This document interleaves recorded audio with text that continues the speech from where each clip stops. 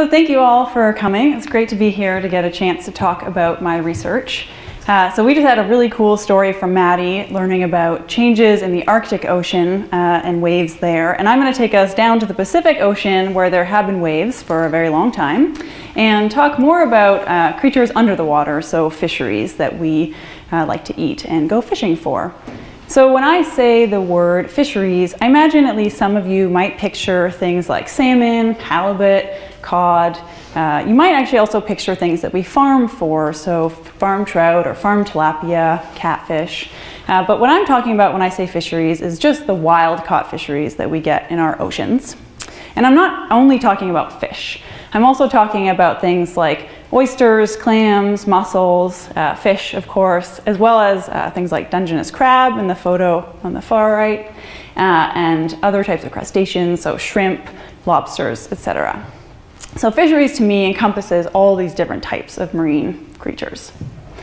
And the reason that one of the reasons that I'm interested in fisheries is all the ways that humans are connected to these systems. So when we eat fish, we get nutritional benefit from the consumption of that protein, and some communities in the globe, that's a major source of the protein they get from meat. We also have cultural connections to fisheries. So some of you may actually participate in recreational fisheries here on the West Coast. There are communities that have lived here for millennia that have interacted with the oceans and relied on fishing. And on the West Coast and Pacific, recreational fishers took a total of 6.4 million trips in 2014. So that's a lot of engagement that we have with these systems.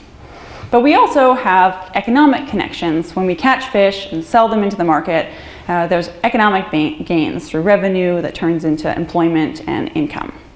And on the West Coast, it's over a $750 million industry, and that's just from catching the fish out in the ocean and selling them to the first step in this supply chain. So it then goes to processors that might fillet the fish, package it, send it to importers and exporters and onto the grocery stores. So it's a really big industry as a whole, and so it employs a lot of people. Over 62,000 jobs were produced in 2014. So there's a lot of ways that we interact with fisheries and stand to gain from these interactions. And so now I just want to tell you a little bit about how I see myself as a researcher in this context to set the stage for where I think, framing for where we'll go with this talk. So I consider myself a fisheries ecologist. And you may have heard of marine biologist as another term sometimes used, but there's an important distinction that I just want to talk about here. And as a fisheries ecologist, I see myself as being interested in three different components of the system. And other fisheries ecologists may define themselves differently, but this is how I think of what I do. So at the most basic level, I'm interested in the species that we fish for. So here's Dungeness crab again. And in this case, I'm interested in this crab's biology. So how many eggs does it produce? When does it produce eggs? How long does it take those eggs to become adults? And how big are those adults? Just the basic biology, just like we study human biology. But I'm also interested in where these fishery species live, and so the systems they're in. This is Puget Sound. And so in this case, I'm interested in the water that the crab lives in. So what's the temperature, what's the chemistry like of that water, as well as what does it eat, and perhaps who eats it in the system. So all the interactions that are occurring.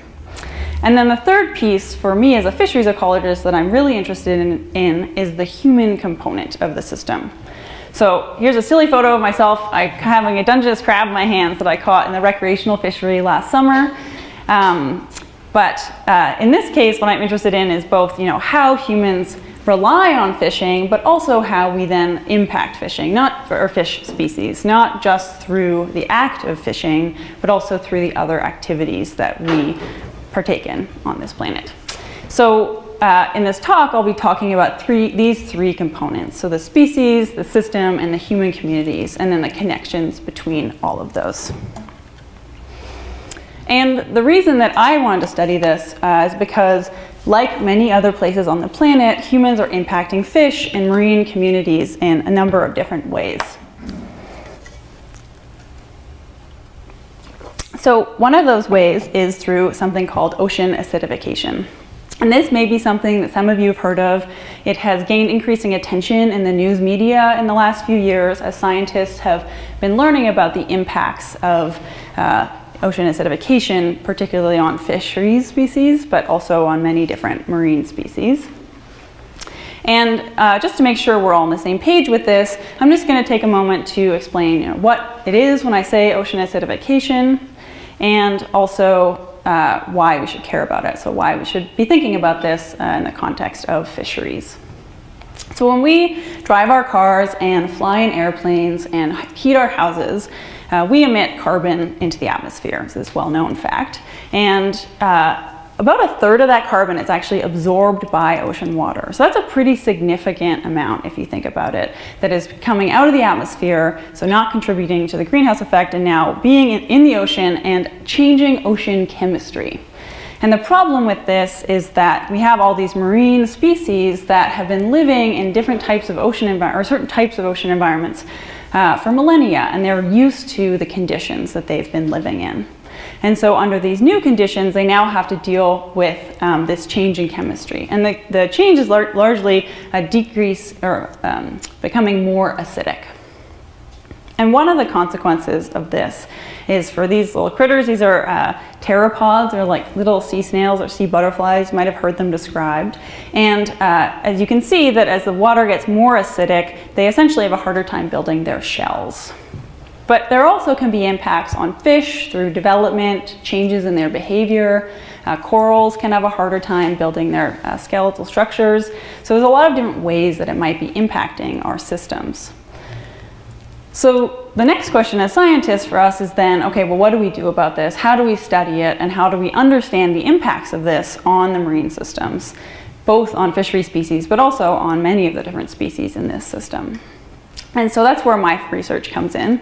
And I'm going to talk about two parts of what I've done. The first is to try to focus on individual species to understand their vulnerability to ocean acidification. So in this case, I'm talking about this first level of the system that I'm interested in, so just the species themselves.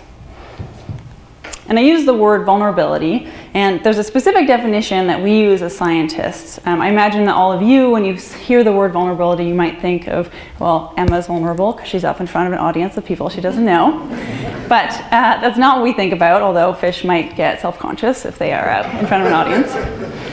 I'm talking about the scientific definition, which is composed of two parts. So if you think about a threat like ocean acidification, you want to think about both the exposure to that threat and then what happens when its species is exposed, so what the consequence is.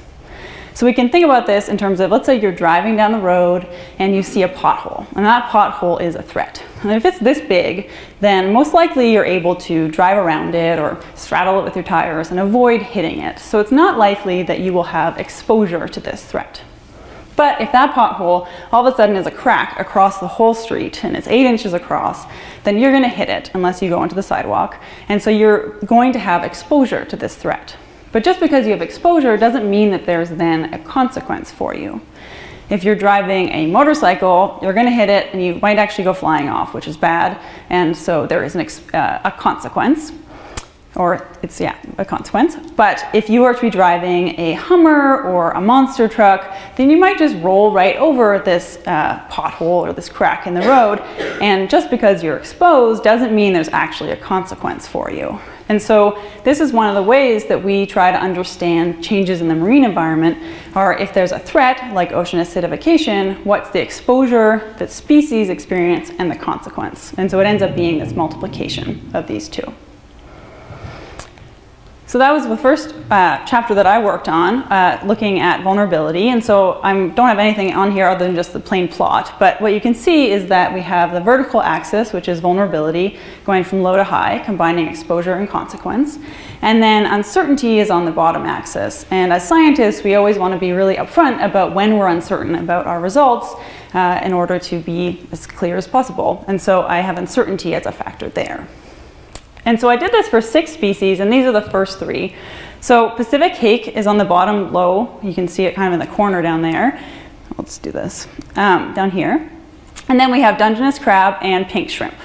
And so these are all 3 fishery species, and we see that they are both in this kind of lower vulnerability range as well as lower uncertainty, partly because we've studied these species for a while. And then I also did this for 3 plankton, so the tiny little critters that float around in the ocean. And the top one here is the pteropod that I mentioned earlier, these like sea snails. And we can see they're in this kind of higher vulnerability range. And then 2 krill species here. And krill are just the tiny little shrimp that whales like to eat with their baleen teeth.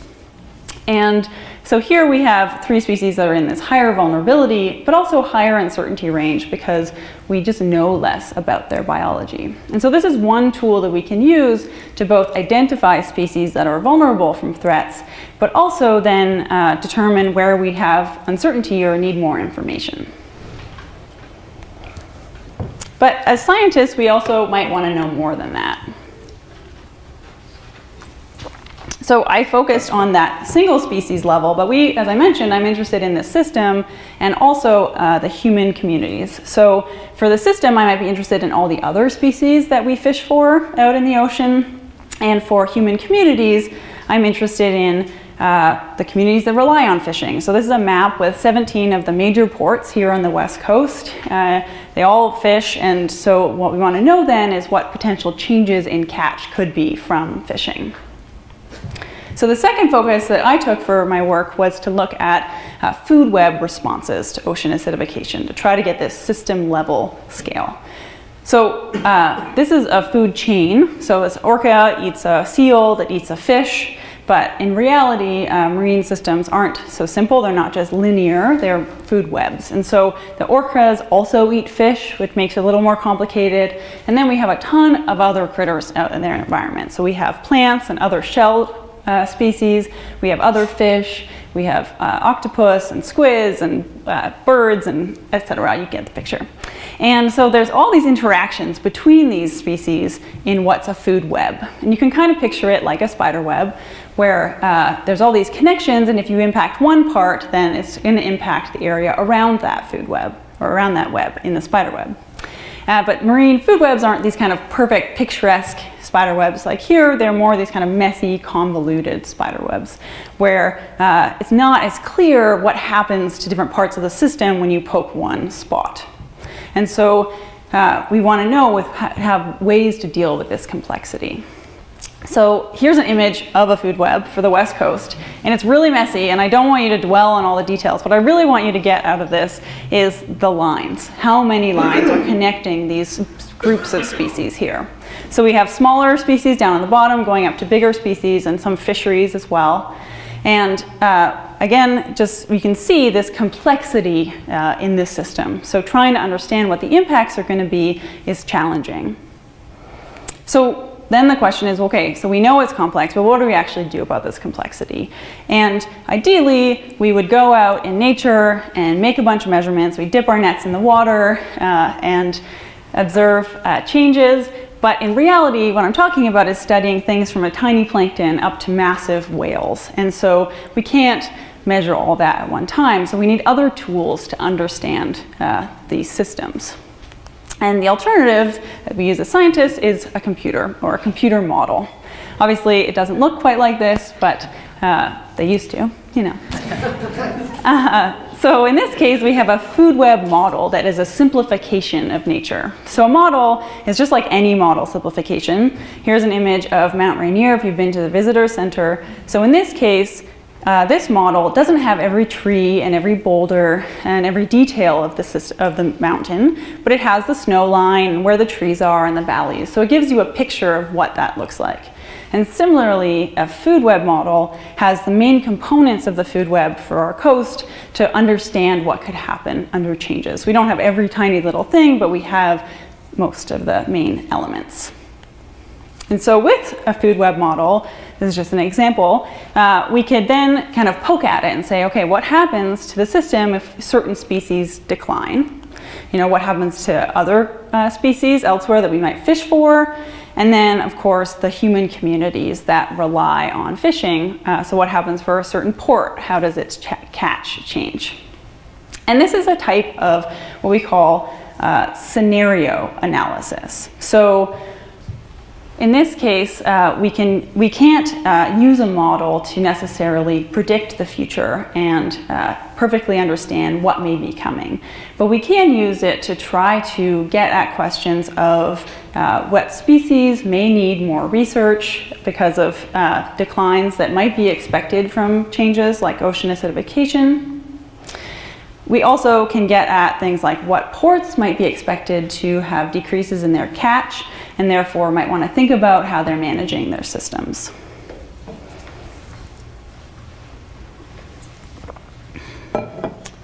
So one of the things that we found with this food web model that I work with a bunch of collaborators, is that there could be potential changes in Dungeness crab. And that's because of decreases in their prey, so the things that they like to eat.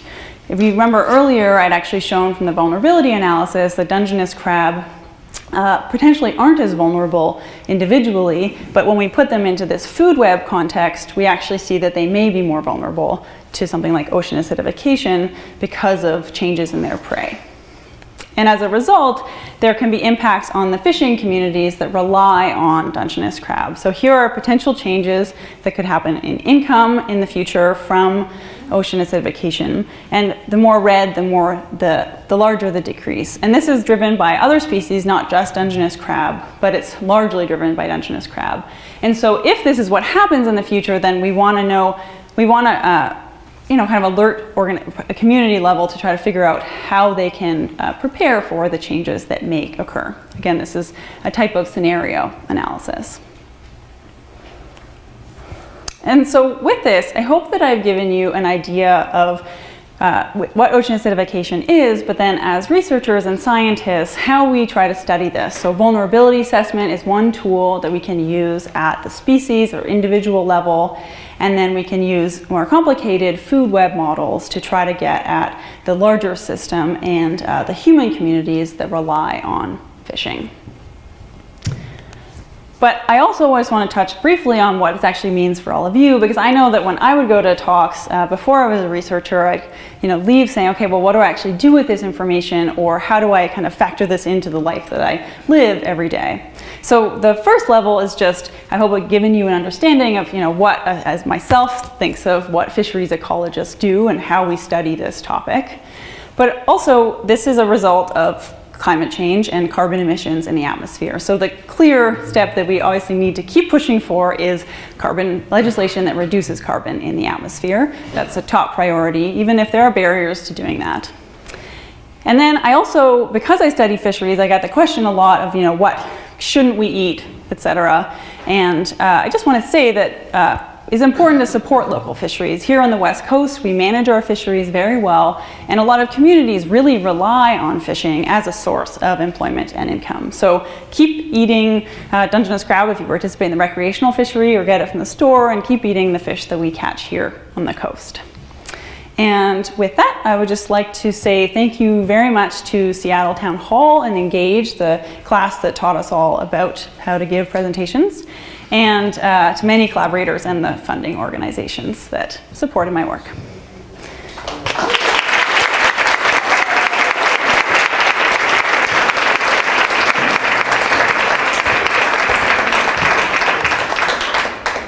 And I can take questions. Yeah. We now have time for questions. If you want to ask them anything about her research, just come up to the mic so we can hear you on the recording.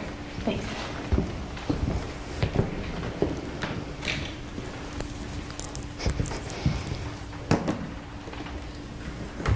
Hi.